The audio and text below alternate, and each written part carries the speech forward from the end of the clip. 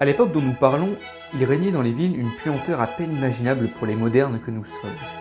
Les rues puaient le fumier, les arrière-cours puaient l'urine, les cages d'escalier puaient le bois moisi et la crotte de rat, les cuisines le chou pourri et la graisse de mouton, les pièces d'habitation mal aérées puaient la poussière enfermée, les chambres à coucher puaient les draps graisseux, les courtes pointes moites et le remugle âcre des pots de chambre, la cheminée crachait une puanteur de soufre, les tanneries la puanteur de leurs bains corrosifs et les abattoirs la puanteur du sang caillé. Salouété Kondiskipouli, bienvenue pour cette nouvelle vidéo de Bibliothéca. Aujourd'hui on se penche sur un livre particulièrement déroutant mais non moins connu, Le Parfum de Patrick Süskind. Je vous emmène au milieu du règne de Louis XV, au milieu du XVIIIe siècle, c'est parti. Donc commençons par les présentations. C'est plus poli. Patrick Süskind est né en 1949. C'est un écrivain allemand ayant une formation initiale en histoire médiévale. C'est assez important de savoir ce genre de choses, je pense, parce que pour comprendre la manière d'écrire de quelqu'un, c'est assez logique de voir un peu ce qu'il a fait dans sa vie, et particulièrement ses études. Si on prend par exemple mon écrivain contemporain préféré, Pierre Lemaitre, oui, encore lui. Quand on sait qu'il est psychologue de formation, on comprend bien comment il arrive à nous torturer dans ses premiers livres qui l'ont fait connaître, thrillers et romans policiers. Le Parfum raconte la douce et délicate histoire d'un personnage mignon et affectueux, Jean-Baptiste Grenouille. Dans un Paris du XVIIIe siècle où tout pue, mais littéralement, sincèrement, et je pense que je vous l'apprends pas, tout pue. Sincèrement, quand j'ai eu l'extrait tout à l'heure, j'ai presque hésité à me sentir, parce que j'ai l'impression que c'était moi qui puais. Oula, c'est bien classe tout ça.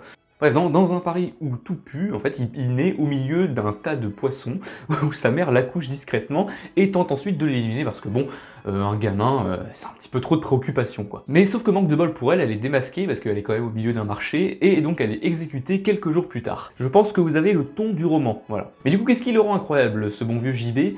Bah, au début, on ne sait pas trop, hein. Quand on voit l'incipit du roman, et l'extrait que je vous ai lu, en vérité, en fait, le gamin est doté d'un odorat exceptionnel, ce qui lui permet de pouvoir à peu près tout sentir.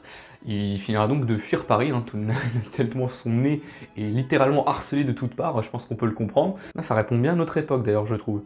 Enfin, si je puis me permettre quand même. Du coup, il devient parfumeur au début du roman, notamment grâce à cette faculté de pouvoir sentir et mémoriser des centaines d'odeurs, et accessoirement, il devient aussi un psychopathe, puisqu'il passe sa vie à suivre les gens et à les renifler, et particulièrement ceux qui ont une odeur parfaite, selon ses dispositions en fait. Alors, je vais commencer mon ressenti sur le roman par ces simples mots, même ces simples lettres, WTF.